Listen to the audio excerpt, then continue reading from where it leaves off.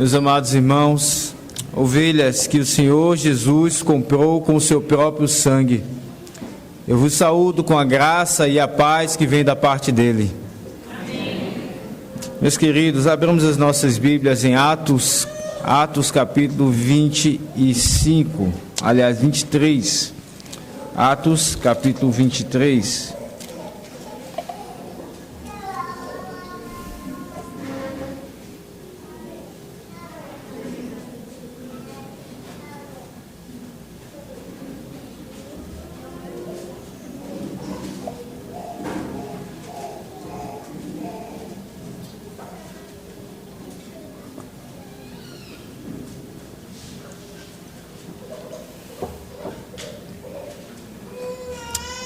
Eu lerei do verso 1 até o verso de número 11.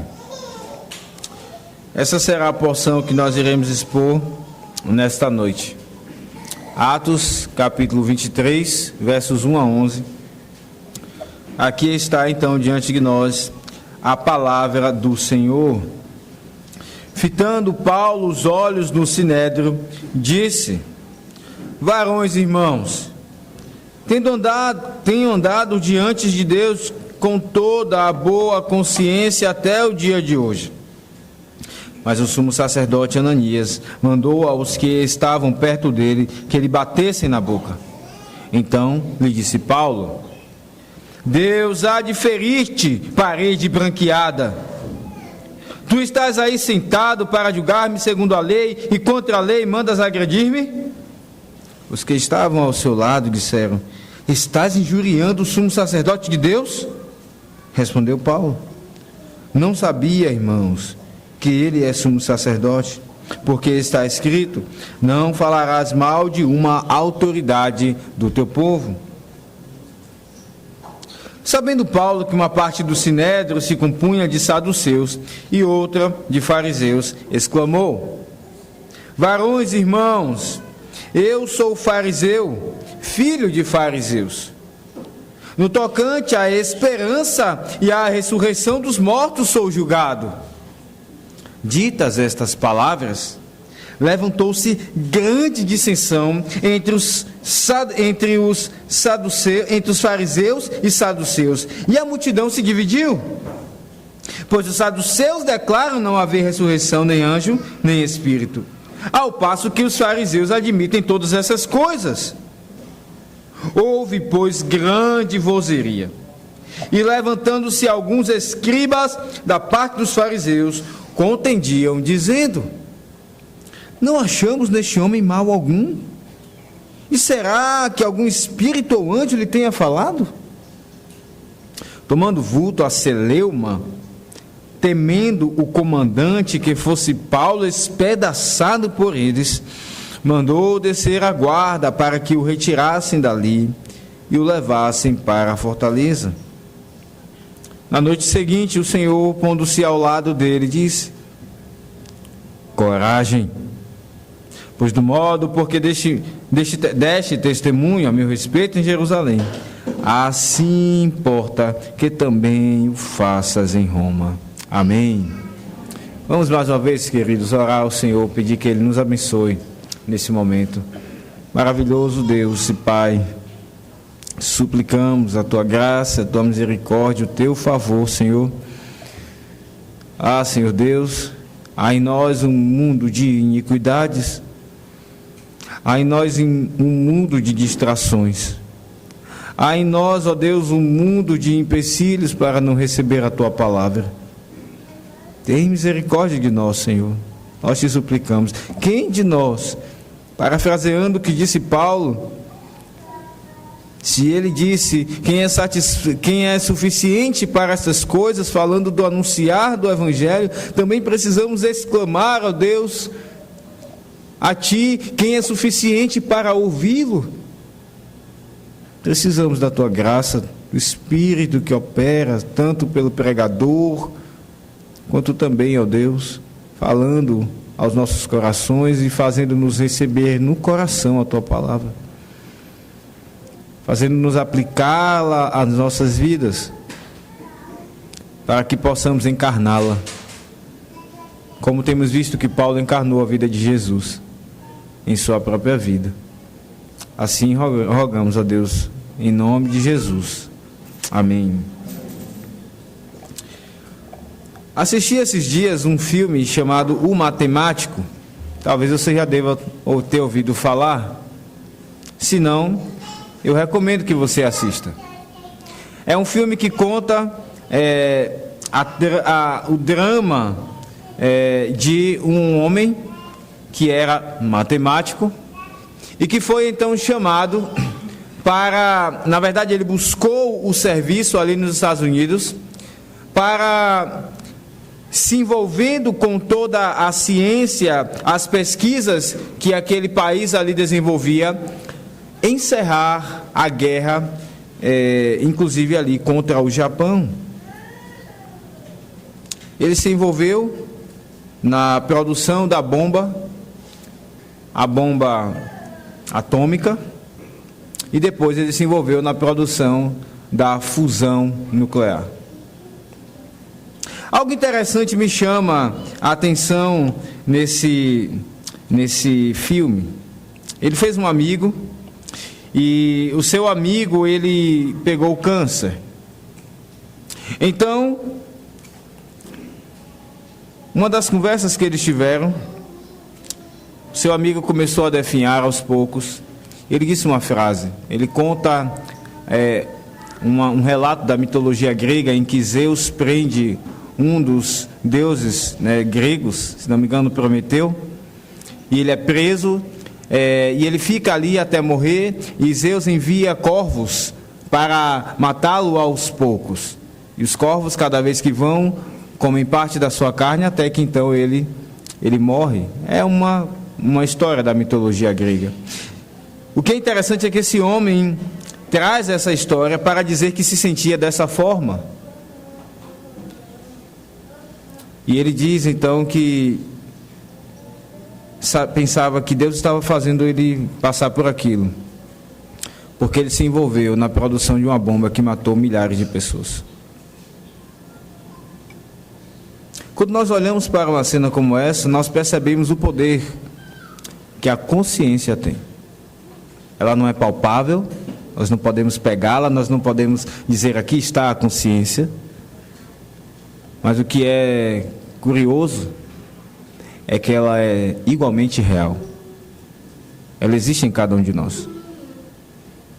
Se alguém não está em paz com a sua consciência, essa pessoa pode inclusive chegar ao ponto de tirar a própria vida. E aquele homem no filme, ele se lembrava, a proporção que ele sofria, ele se lembrava dos números de pessoas que morreram e a participação que ele tinha. Não apenas soldados do exército contrário, mas pessoas da sociedade daquelas nações. Crianças, que ainda não sabiam nem discernir as coisas. Tudo isso pesava sobre a mente daquele homem. E ele definhava. E segundo ele pensava, diz no filme, que Deus estava fazendo ele sofrer aquelas coisas por causa do que ele fez. Esse filme, essa parte do filme relata, irmãos, a necessidade intensa que o ser humano tem de estar em paz de consciência. E é exatamente isso que nós vemos aqui nesse texto. Quando fala aqui Paulo, aquela multidão, ele diz aqui que ele tinha andado diante de Deus com toda a boa consciência, ou pura consciência. São expressões semelhantes, consciência pura ou consciência boa. Na Escritura, essas duas expressões elas têm o mesmo sentido. Sentidos semelhantes. Paulo demonstra então o seu esforço em andar com uma consciência pura.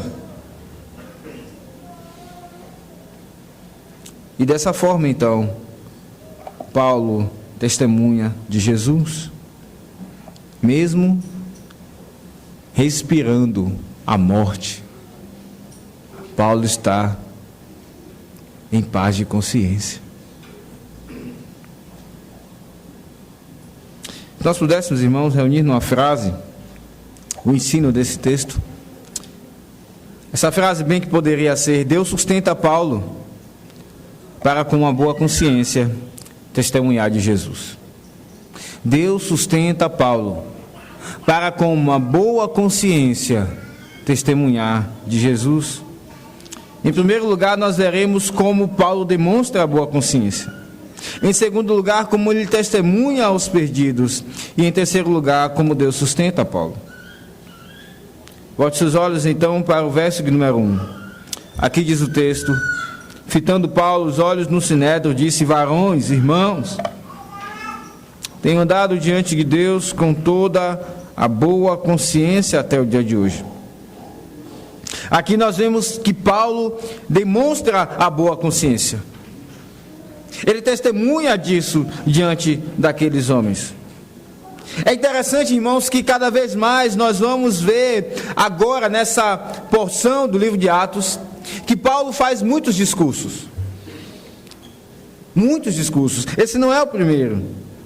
Paulo é acusado de ser contra o templo, de pregar contra a lei de Moisés e de outras coisas. E é interessante como Paulo, ele se utiliza da estrutura de discurso aristotélico daqueles dias. É muito interessante observar isso.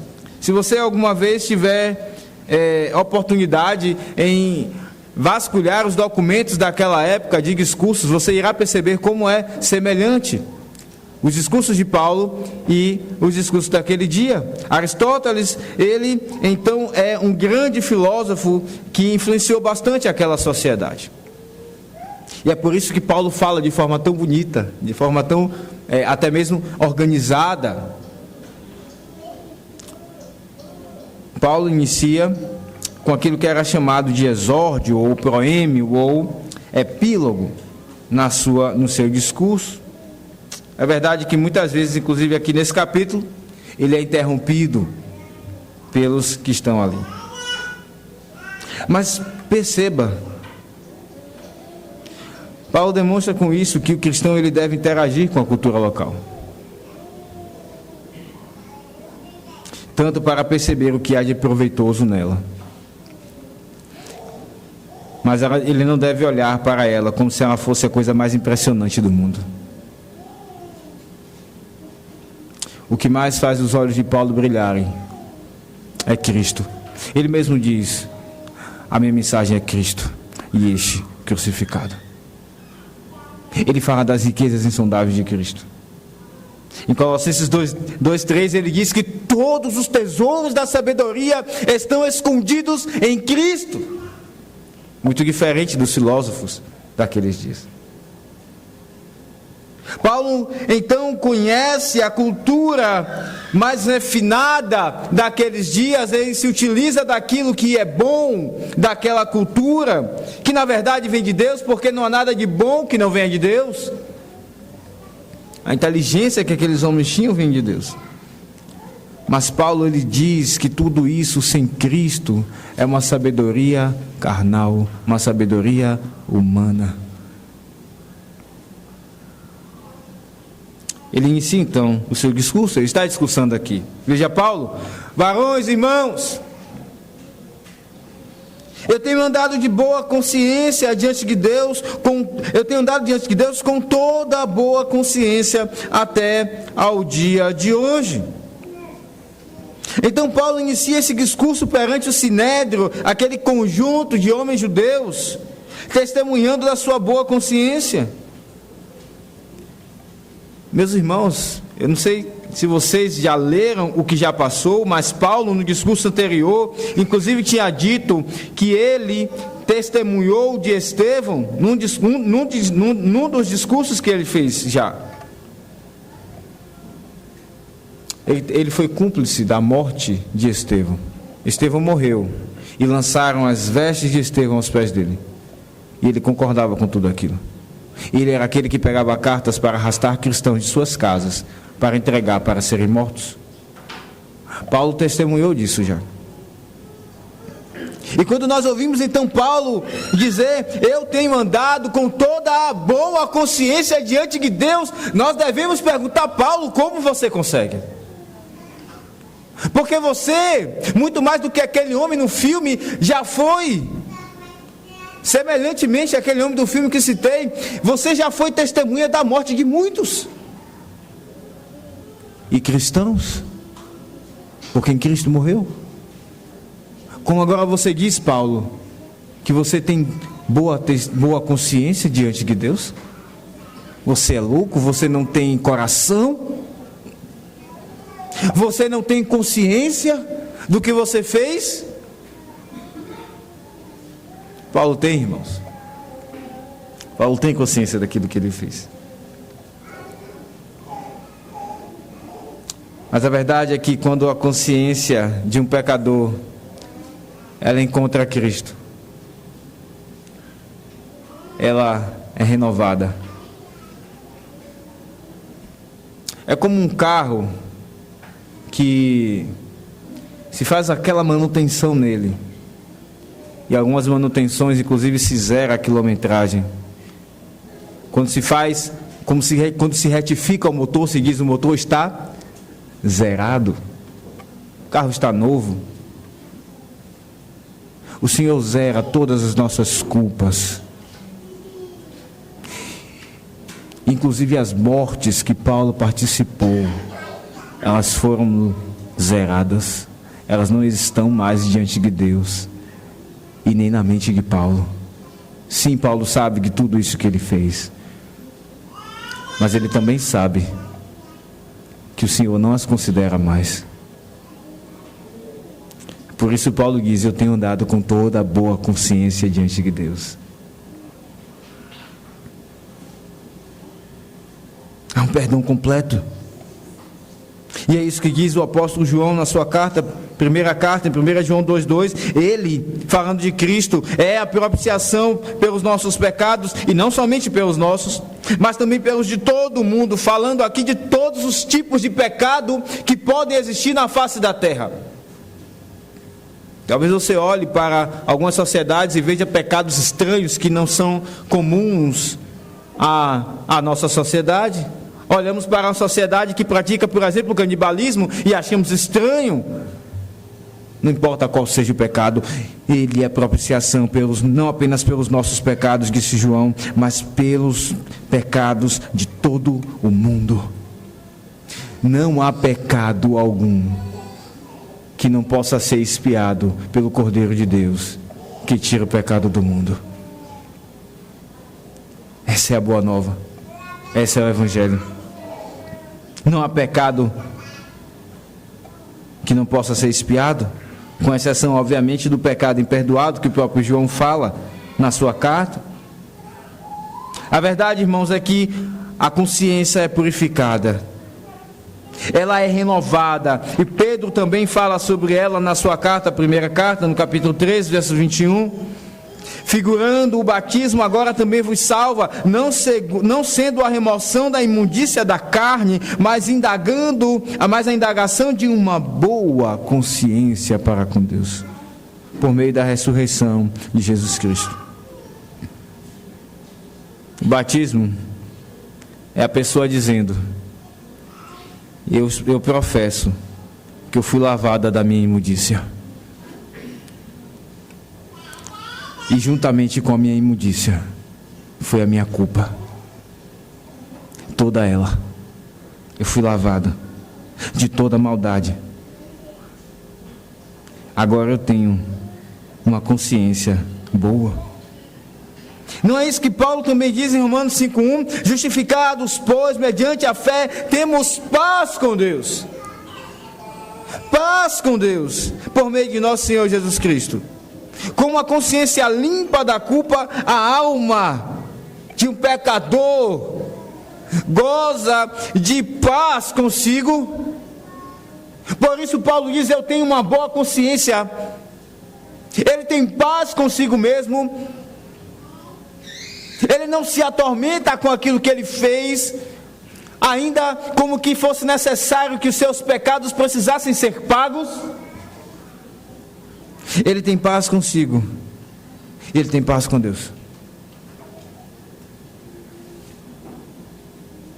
A culpa, meus irmãos, ela foi lançada sobre Cristo, e foi exatamente sobre isso que nós lemos na liturgia, em Isaías 53.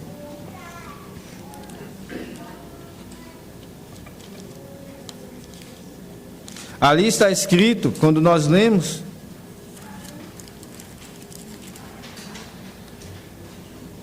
o castigo que nos traz a paz estava sobre ele, e pelas suas pisaduras somos sarados. Cada um se desviava pelo caminho, mas o Senhor fez cair sobre ele a iniquidade de nós todos.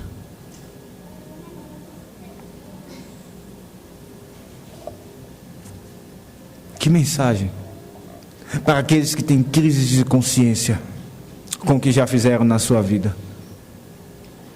Para aqueles que olham para trás e dizem: Senhor, hoje eu percebo como eu fui terrível contra o Senhor. Mas não precisam fazer nada mais, como se houvesse alguma dívida. Toda ela já foi lançada sobre Cristo. A paz, a boa consciência. Os puritanos diziam que a consciência é um tribunal de Deus. Um tribunal que Deus instalou na mente de cada homem. Isso de fato está de acordo com a Escritura, quando Paulo fala lá em Romanos capítulo 2,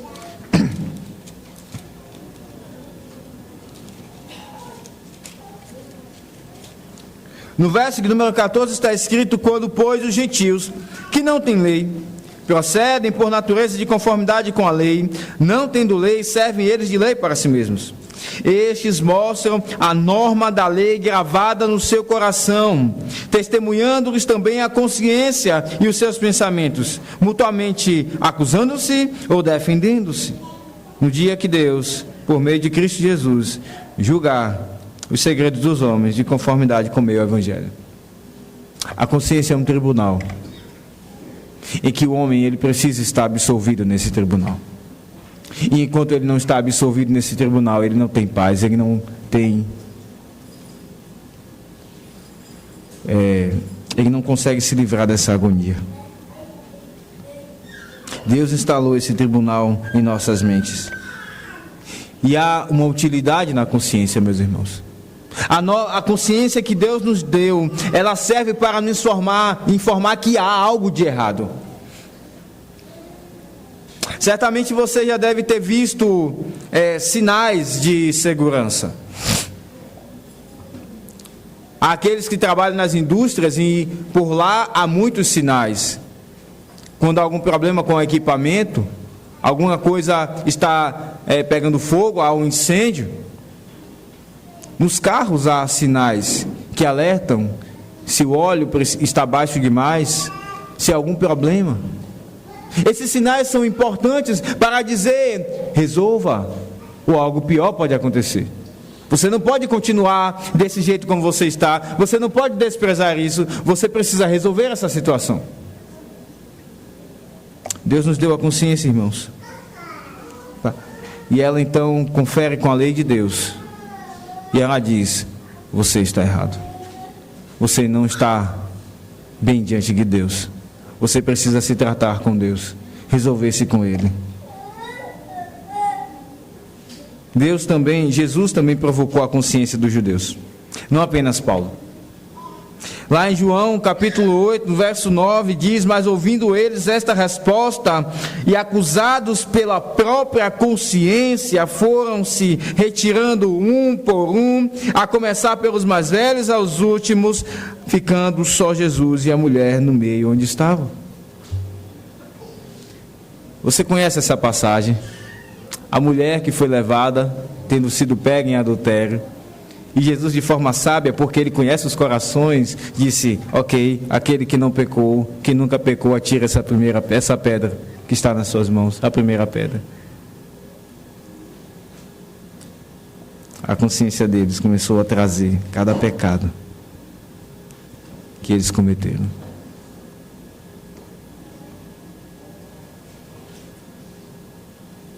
Jesus, irmãos, não Paulo, foi o maior retórico. Jesus, não Paulo e nem mesmo Aristóteles, foi o maior retórico que existiu. Ele, muito mais do que qualquer homem, sabia mexer com a consciência de um ser humano, daqueles que os ouviam, as suas mensagens. E ele sabia fazer isso porque ele conhecia o coração de cada um. Somente Jesus tinha acesso a cada pensamento. Quando os homens diziam algo, mas os seus corações não pensavam aquilo. Quando eles tentavam simular, fazendo que os outros entendessem algo, quando na verdade o que estava no seu coração era algo completamente diferente. Jesus sabia. Ele então mexia. Era com poucas palavras, mas palavras que iam na consciência. Porque ele conhecia, está escrito em João 2. Muitos, vendo os sinais que ele fazia, creram no seu nome. Mas o próprio Jesus não se confiava a eles, porque os conhecia a todos. Uma tradução melhor é: muitos, vendo os sinais que ele fazia, creram no seu nome, mas o próprio Jesus não cria neles, porque ele conhecia a todos. E não é exatamente isso que Jesus continua fazendo até hoje através da pregação? É impressionante. Você viaja de férias, você visita uma igreja, o sermão está sendo exposto de forma corrente. Então, isso é muito interessante. Em igrejas onde se expõe como a nossa, correntemente os livros da Bíblia, o ministro ele não escolhe o texto que ele irá pregar. Eu não escolhi o texto que iria pregar nessa ocasião, neste dia, neste domingo 17 de dezembro. E então, aquilo que é falado é exatamente sobre o que passamos nos dias anteriores. Meus irmãos, Jesus nos conhece e Ele continua falando às nossas consciências até hoje. Isso é impressionante.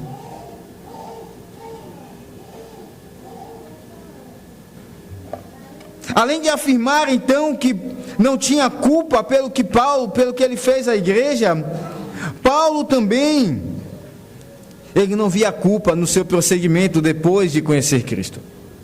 E é exatamente por isso que o sumo sacerdote se irrita com ele. Porque quando Paulo diz: eu tenho andado diante de Deus com toda a boa consciência, ele não apenas está dizendo que os seus pecados antes de Cristo foram perdoados, ele foi limpo desses pecados. Ele está dizendo: tudo que eu tenho pregado, eu não tenho pecado contra Deus. Vocês estão me acusando de ser contra o templo, contra a lei de Moisés, de pregar contra a lei de Moisés e de todas as outras coisas.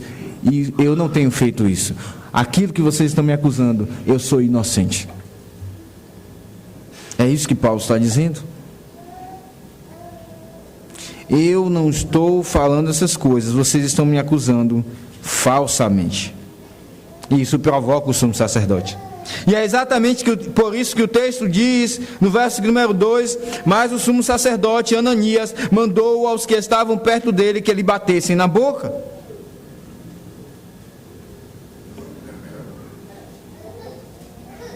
Ora, meus irmãos, eu não sei se você já levou um tapa na cara, mas quando alguém leva um tapa na cara, ou um tapa em alguma parte do seu rosto, é muito rápido o ímpeto de querer reagir. E Paulo aqui então leva um tapa na cara. Era o apóstolo Paulo, aquele homem que tinha subido até ao terceiro céu, e ouvido coisas, como ele mesmo diz, que não são lícitas nem mesmo dizer a mortais. É ele quem leva um tapa na boca.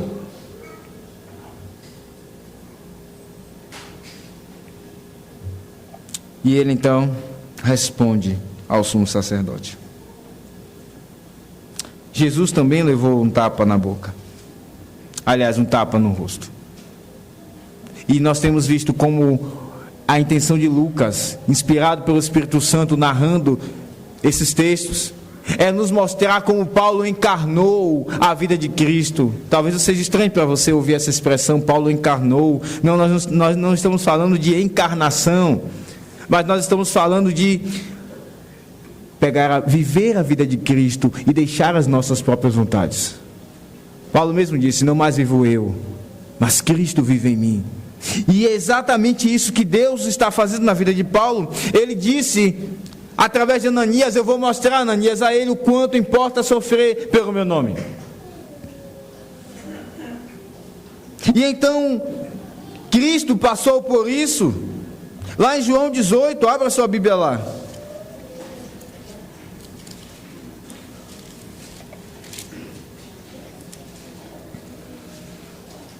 Diz o verso aqui, 19, João 18, 19, então o sumo sacerdote interrogou a Jesus acerca dos seus discípulos e da sua doutrina. Declarou-lhe Jesus: eu tenho falado francamente ao mundo. Ensinei continuamente, tanto nas sinagogas como no templo, onde todos os judeus se reúnem, e nada disse em oculto. Por que me interrogas? Pergunta aos que ouviram o que lhes falei. Bem sabem o que eu disse? Dizendo ele isto, um dos guardas que ali estavam deu uma bofetada em Jesus, dizendo: é assim que falas ao sumo sacerdote? Você percebe a clara ligação entre aquilo que Jesus passou e aquilo que Paulo estava passando? E Jesus responde ao sumo sacerdote. Ele não apenas apanha e fica calado, mas ele responde. Ele disse: te falei mal, dá testemunho do mal. Mas se falei bem, por que me feres? Jesus diz: você está me julgando, você me bateu, foi alguma coisa pecaminosa que eu fiz? Então diga o que foi. Mas se foi algo bom, não faz sentido eu ser punido. Jesus responde à autoridade. Meus irmãos, Paulo e o Senhor Jesus, eles preferiam correr o risco de ter uma consciência pura do que o risco de se encontrarem diante de Deus em pecado. Paulo e o Senhor Jesus preferiam correr o risco de perder até mesmo a sua própria vida do que se encontrarem em demanda contra Deus e não terem paz de consciência. É nesse sentido que Lutero diz: é perigoso ir contra a consciência. Você conhece, talvez você já tenha ouvido sobre a história de Lutero. Um grande homem que Deus levantou. Um homem forte, que escolheu o dia de ação de graças, sabendo que a cidade estaria cheia de gente, para apregar nas portas do castelo de Wittenberg as 95 teses. Que homem corajoso! E Lutero então diz: é perigoso ir contra a consciência. Se vocês me convencerem pela Escritura de que eu estou errado, então eu me dobrarei. Mas eu prefiro ir contra todos do que estar indo contra o Senhor e a sua palavra. Lutero tinha a sua necessidade de ter uma consciência em paz com Deus. Meus irmãos, e uma aplicação que esse texto traz para nós: pague o preço se for necessário, enfrente as duras consequências, mas se esforce diante de Deus para ter uma consciência obediente a Ele e em paz com Ele. Não adianta, não vale a pena se vender aos homens, para que então você tenha paz com eles, sendo que você irá se encontrar com Deus e prestará contas. E cada dia que você deita a cabeça no travesseiro, você certamente pensa naquilo que você tem vivido, e a sua consciência irá lhe dizer: você não está em paz com Deus.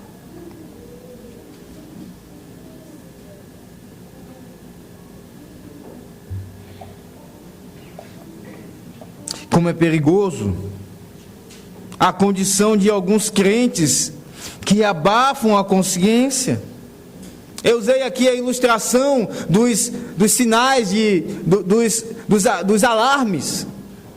Eu trabalhei um curto período de tempo na indústria. E eu percebia algo perigoso que acontecia. Alguns alarmes soavam quando não necessariamente havia um problema com a fábrica. E para toda vez não se levantar do seu banco e ir lá na fábrica e olhar, e sabendo já que não havia problema, e desligar o alarme. Então, os operadores silenciavam os alarmes. E quando então o alarme piscava, já não tinha o seu som, porque ele estava sendo silenciado, o operador dizia: é aquele problema. Na verdade, não está tendo nenhum problema. Eu já sei que é por causa daquela situação. Quantos acidentes não aconteceram por causa disso? Porque quando de fato acontecia um problema, o operador dizia: eu já sei que não tem problema. O alarme avisava, mas ele havia abafado o alarme. Meus irmãos, a nossa consciência tem um alarme. Mas acontece que, por causa do nosso coração pecaminoso, por vezes nós aprendemos a silenciar o alarme da consciência. Ela acusa dizendo: não faça isso. Isso não agrada a Deus. Mas nós silenciamos, abafamos. E quando nós precisamos desse alarme, nós já percebemos que estamos distantes de Deus. Numa situação muito difícil. Você percebe como é perigoso a condição de alguns crentes que abafam a sua consciência? Eles precisam dela, nós precisamos da nossa consciência. Mas aqui também esse texto nos ensina como é libertador receber o perdão de Cristo. O homem pode lançar o peso do seu pecado sobre Cristo e ele não precisa tirar a sua vida, seja lá por quê, pelo que ele tenha feito. Nós lemos o relato de muitos cristãos que agonizam por causa do seu pecado. E então eles encontram perdão, porque eles lançam os seus pecados sobre Cristo. Meus irmãos, não apenas uma vez na nossa história nós precisamos fazer isso, quando nós conhecemos a Cristo, mas todos os dias. Todos os dias nós precisamos fazer aquela checagem e juntar os nossos pecados e lançá-los sobre Cristo, sobre a cruz. Sim, todos eles já foram lançados, porque Cristo já nos perdoou de todos. Mas nós precisamos ainda pedir perdão pelos que nós cometemos contra Deus. Você tem feito isso? Ou você vai deixando? Como é maravilhoso se sentir limpo. Como é maravilhoso se sentir em paz. E como é bom saber que nós podemos ter isso em Cristo. Como é maravilhoso lembrar que nós somos terríveis contra os nossos cônjuges e filhos, irmãos em Cristo. E nós dizemos, e refletindo então, nós dizemos: Senhor, o que eu fiz? Se eu pudesse voltar naquele momento, eu teria feito diferente. E nesse momento então o Senhor diz: eu te perdoo, meu filho. Eu te perdoo. E então nós não precisamos ficar mais remoendo essas coisas. Esse tema ele é muito mais vasto, irmãos. O tema da consciência ele está espalhado por muitos outros textos da Escritura. Mas perceba que Paulo, tendo uma boa consciência, ele responde ao sumo sacerdote, porém ele não responde como Cristo responde. O problema de Paulo não é responder ao que foi feito com ele. O problema é que ele de fato injuria o sumo sacerdote. Ou seja, ele lança uma injúria, ele responde com ira. Essa é a palavra aqui quando aquele soldado diz: você injuria o sumo sacerdote. Ele fala com ira, com raiva no seu coração e diz algo não desejando que a justiça de Deus seja feita, mas desejando vingança, até mesmo se fosse possível com suas próprias mãos. É isso que Paulo faz aqui. Deus há de ferir-te, parede branqueada. Tu estás aí sentado para julgar-me segundo a lei, e contra a lei mandas agredir-me? Paulo fala com ira com o sumo sacerdote. Ele injuria. E Paulo cita então o texto que nós lemos na liturgia, lá em Ezequiel. E eu peço que você abra a sua Bíblia mais uma vez lá. Ezequiel capítulo 13.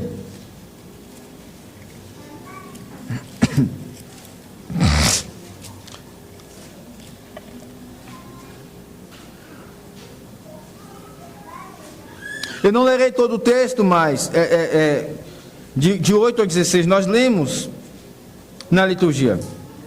Mas aqui Deus manda que Ezequiel fale aos profetas que diziam paz ao povo. Paz, quando não havia paz. Quando algumas coisas precisavam ser resolvidas no meio do povo. Precisava haver arrependimento, perdão de Deus sobre eles. Mas veja como é interessante o que diz aqui o profeta o texto no verso 11. Diz o Senhor está falando com Ezequiel: dize aos que caiam a parede, que ela ruirá. Eu vou ler do verso 10: visto que andam enganando o meu povo, dizendo paz, quando não há paz, e quando se edifica uma parede, e os profetas a caiam, dize aos que a caiam, que ela ruirá. Haverá chuva de inundar, vós, ó pedra de saraivada, caireis, e tu, ó vento tempestuoso, e romperás. Ora, eis que, caindo a parede, não vos dirão onde está a cal, com que a caiaste? Aqui a ilustração é interessante. É de fato, como disse o presbítero Barreto na liturgia. Havia situações e havia coisas que os homens eles queriam esconder naqueles dias. E então eles levantavam um muro que não tinha viga, que não tinha sustento, só de tijolos. E eles então maquiavam a parede com cal. Pintavam, e quem olhava, passava, dizia: que bonito, que muro firme. E por detrás estava aquilo que era terrível, alguma coisa escondida por eles. E Deus diz: eu vou fazer cair a parede, eu vou enviar uma tempestade, vai cair a parede, a cal vai sair, e eu vou também fazer cair quem edificou o muro. É isso que nós vemos também aqui no verso 15. Assim cumprirei o meu furor contra a parede e contra os que a caiaram, e vós direi: a parede já não existe, nem aqueles que a caiaram. Paulo então pega essa ilustração e fala com o sumo sacerdote: Deus vai te ferir. E é interessante, irmãos, porque o que provoca a ira de Paulo é algo que de fato existe: a hipocrisia daqueles homens. Eles eram perfeitos em ser hipócritas. E Paulo então lembra da profecia de Ezequiel e diz: você vai ruir, Deus vai te matar por causa da sua hipocrisia. Cristo também falou aos fariseus desta forma. Ele disse: vocês são sepulcros caiados. É a mesma expressão, caiados. É a mesma expressão. Sepulcros caiados eram sepulcros cheios de imundícia e que eram todos ornamentados por fora. As pessoas olhavam, passavam, achavam tão bonito, mas por dentro estava muita imundícia. Era isso que os fariseus faziam. E muitos homens ainda fazem hoje. Simulam algo que não existe. Agora, imagine você. Aqueles eram judeus. Eles conheciam a profecia de Ezequiel. E quando Paulo fala, certamente eles lembram desse texto de Ezequiel 13. E isso provoca ainda mais ira no coração daqueles homens. Como Jesus também combateu, irmãos, a hipocrisia. Ah, meus irmãos, como nós somos artífices de natureza pecaminosa em simular. Como é terrível a hipocrisia em nossos corações. Eu e você dizemos: Senhor, eu não vou simular. Eu vou ser fiel ao Senhor. Eu vou ser transparente. Mas no segundo seguinte, nós somos tentados a simular. Nós simulamos. E nós dizemos: está tudo bem. Quando não está tudo bem com a nossa vida, ou até mesmo com algum irmão, dizemos: está tudo bem, está tudo em paz. E as coisas precisam ser resolvidas. Como nós caímos nesse pecado? Como nós simulamos a nossa piedade? Como nós somos tentados a fazer isso, inclusive com os nossos filhos? Nós queremos fazer com que as pessoas pensem que nós somos os pais piedosos. Então, meu filho, de bênção de Deus, ele se transforma num altar onde eu sacrifico ele por causa da minha hipocrisia, para que os outros pensem que eu sou piedoso. Nós somos tentados, irmãos. E se você diz, sendo pai, que não é tentado a isso, talvez você esteja enganado pelo seu próprio coração. Nós somos tentados a isso. A hipocrisia está em nosso coração. Nós levantamos paredes para que as pessoas vejam.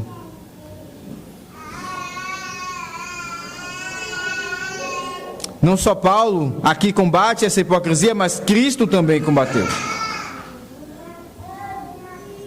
O problema de Paulo é que ele fala com ira. E Tiago 1,20 diz que na ira do homem, a ira do homem não opera a justiça de Deus. Mas ainda assim Paulo continua tendo uma boa consciência. Porque, meus irmãos, o crente que tem a boa consciência não é o crente que nunca peca. O crente que tem a boa consciência é aquele que percebe o seu pecado, inclusive quando ele é arguído, e ele reconhece, porque a sua consciência está calibrada com as Escrituras, por assim dizer. E é exatamente o que acontece aqui. Paulo é arguído por aqueles homens, e eles dizem como se eles dissessem: como você pode fazer isso como sumo sacerdote? Uma autoridade de Deus? Como você pode dizer assim com a autoridade de Deus? Paulo diz: eu não sabia, irmãos. Porque está escrito, e ele cita o texto de cabeça: não falarás mal de uma autoridade do teu povo. Está em Êxodo. Perceba que de fato Paulo ele não perde a sua boa consciência. E é exatamente isso que Deus quer de mim e de você. Que você confesse os seus pecados a Deus e a alguém a quem você tenha ofendido, e mais uma vez a sua consciência estará purificada. Paulo se esforça de todo jeito para andar com a consciência pura diante de Deus. O que é importante também aqui, irmãos, é perceber como há crentes que fazem de si mesmos, que cobram, eles cobram de si mesmos aquilo que Deus não cobra.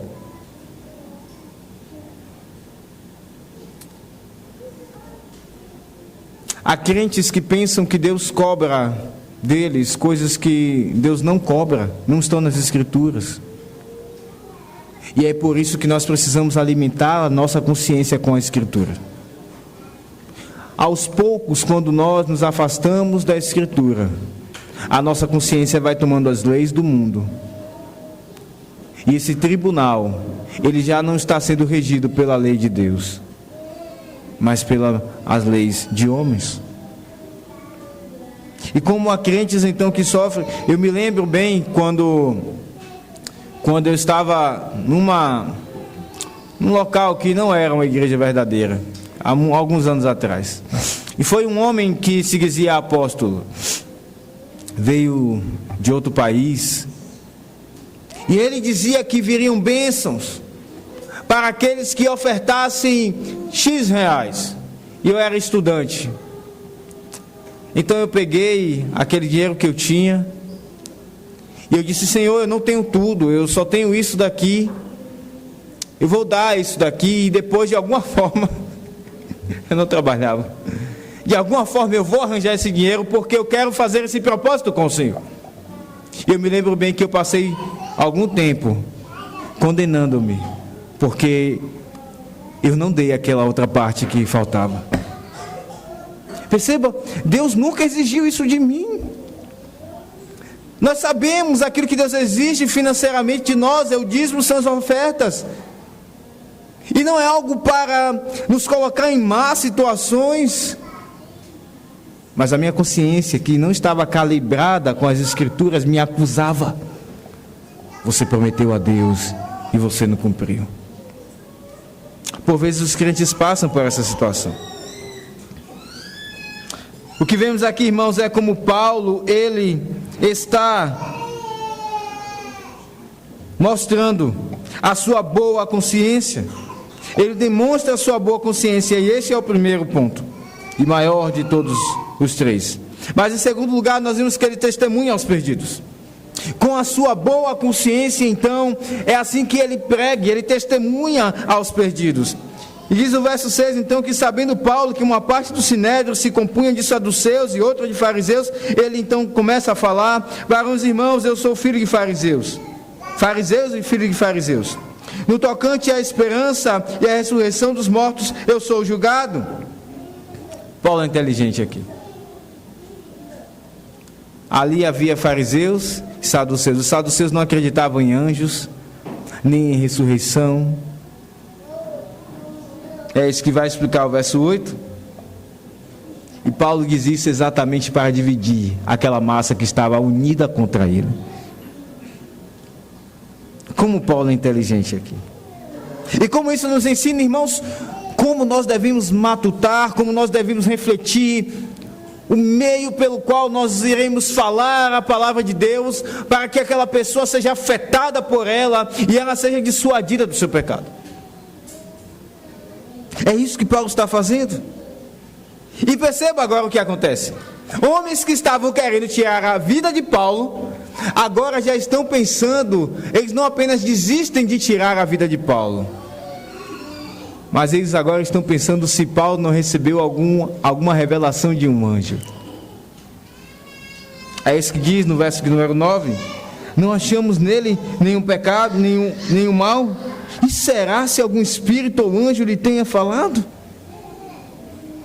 Como Paulo é inteligente aqui no seu testemunho, Paulo estava respirando morte, mas a sua consciência estava em paz com Deus. Ele fala aqui da esperança e da ressurreição dos mortos, e em muitas outras mensagens de Paulo, esse tema ele se repete. É uma forma que Lucas aqui tem de expressar a mensagem que Paulo tem pregado.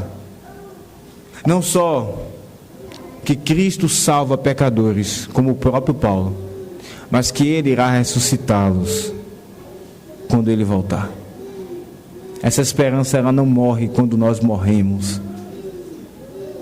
Ela irá continuar Essa é a mensagem de Paulo, esse é o testemunho de Paulo, e esse é o testemunho que ainda hoje o Senhor Jesus dá na sua igreja. E em terceiro e último lugar, nós vemos aqui, irmãos, como Deus sustenta Paulo.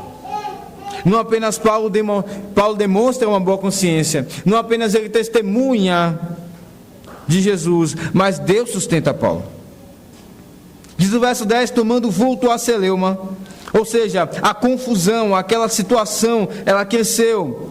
Temendo o comandante que fosse Paulo espedaçado por eles, mandou descer a guarda para que o retirassem dali e o levassem para a fortaleza. Na noite seguinte, o Senhor, pondo-se ao lado dele, disse: coragem, pois do modo porque deste testemunho a meu respeito em Jerusalém, e assim importa que também o faças em Roma. Como o Senhor protege Paulo, sustenta Paulo. Ele mais uma vez usa a guarda para protegê-lo daquela multidão que iria matá-lo. Paulo mais uma vez é recolhido. É o Senhor na sua providência cuidando dele. Paulo recebeu do Senhor uma mensagem que tanto alcança pecadores e faz com que eles se arrependam de seus pecados. Mas essa mesma mensagem faz com que homens tenham raiva de Paulo e queiram matá-lo. É a mesma mensagem. O Senhor salva aqueles que Ele quer e protege Paulo para que ele continue testemunhando. Mas irmãos, Paulo é homem. Certamente, talvez não nesses momentos aqui, mas em outros momentos, Paulo deve ter balançado. Afinal de contas, não é algo normal você ter uma multidão querendo te matar. A consciência de Paulo certamente teve conflitos em alguns momentos. E o Senhor então aparece a ele e diz, perceba como o texto diz. O texto diz que o Senhor aparece ao lado dele. O Senhor ocupa todos os cantos desse mundo. Ele está em todos os lugares. Mas quando Lucas, inspirado pelo Espírito Santo, diz que o Senhor se pôs ao lado dele, quer demonstrar como de forma amorosa e poderosa Deus se colocou ao lado de Paulo e falou à sua alma: Paulo, coragem, continue. Paulo é assim mesmo. Falar dessa mensagem é perigoso. Falar dessa mensagem às vezes suscita a ira dos homens, mas tenha coragem, Paulo. Fui eu que te chamei. Certamente Paulo deve ter lembrado do caminho de Damasco, quando o Senhor lhe apareceu, como o Senhor o chamou. Certamente provavelmente Paulo deve ter lembrado da sua caminhada, do início, e como ele tem sido provado, e como o Senhor tem guardado ele, como o Senhor tem sido com ele, como o Senhor tem feito com que ele amadureça. Aquele arrogante Paulo tem se transformado no Paulo humilde. Não é de ontem que Paulo conhece o Senhor, não é de ontem que o Senhor está ao lado dele. O Senhor aparece e diz: coragem. O Senhor sustenta Paulo e diz: Paulo, importa que você vá até Roma. Meus irmãos, como esse relato é maravilhoso. Como nós vemos aqui um homem e sua consciência, e o seu esforço para ter paz com Deus em sua consciência. Em primeiro lugar, nós vimos como Paulo demonstra boa consciência e diante de Deus. Em segundo lugar, nós vemos como Paulo testemunha de Jesus. E em terceiro lugar, como Deus sustenta Paulo. Que essa narrativa não fique apenas nessas páginas, que isso alimente a sua alma, que você leve isso para casa e reflita sobre essas palavras. São verdades. Falar da consciência é difícil, e ouvir também da consciência é difícil.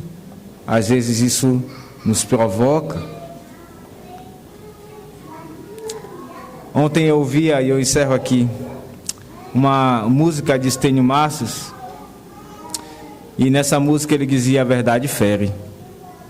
Mas depois ele diz algo maravilhoso que quebrou meu coração. Ele diz: mas quem não prefere que ela o abrace? Irmãos, o Evangelho nos fere, nos confronta, às vezes nos provoca, às vezes nas pregações até mesmo nos provoca vontades, desejos estranhos, quando somos confrontados. Mas se é a verdade de Deus, deixe que ela te abrace. Que o Senhor te santifique, para que você então se torne na estatura, seja mudado, para que você então chegue à estatura de varão perfeito.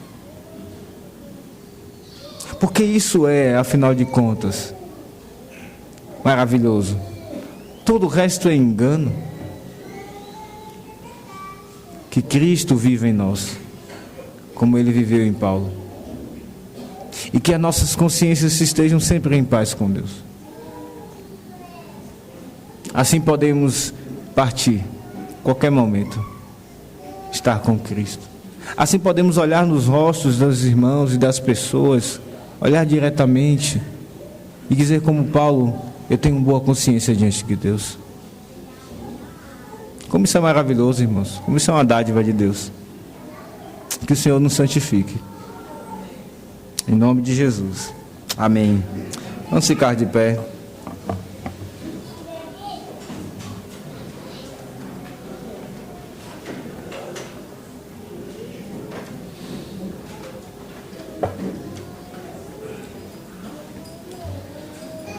Maravilhoso Deus e Pai, de fato, ó Deus, a Tua palavra é como ela mesmo diz de si. Ela discerne as nossas intenções, Senhor. É impressionante isso. Ficamos nus diante dela, ainda que vestidos diante dos homens. É um raio-x completo que ela faz em nós. Ó Senhor, que nós diremos a Ti, se não perdoa-nos? Perdoa-nos pelos pecados que as nossas consciências têm nos acusado, Senhor. Porque é o Senhor mesmo usando a nossa consciência, quando isso está de acordo com a Tua palavra. Dá-nos, Senhor, a coragem e a disposição de viver a Tua palavra. Ainda que nos custe, Senhor, muitos sacrifícios. Tenha misericórdia de nós, seja conosco, esteja conosco como se estivesses com Paulo, dizendo a cada um de nós: coragem, testemunhe de mim, coragem, viva este Evangelho, coragem, eu estou contigo, ao teu lado. Que mensagem maravilhosa, ó Pai. Assim nos abençoe, em nome de Jesus. Amém.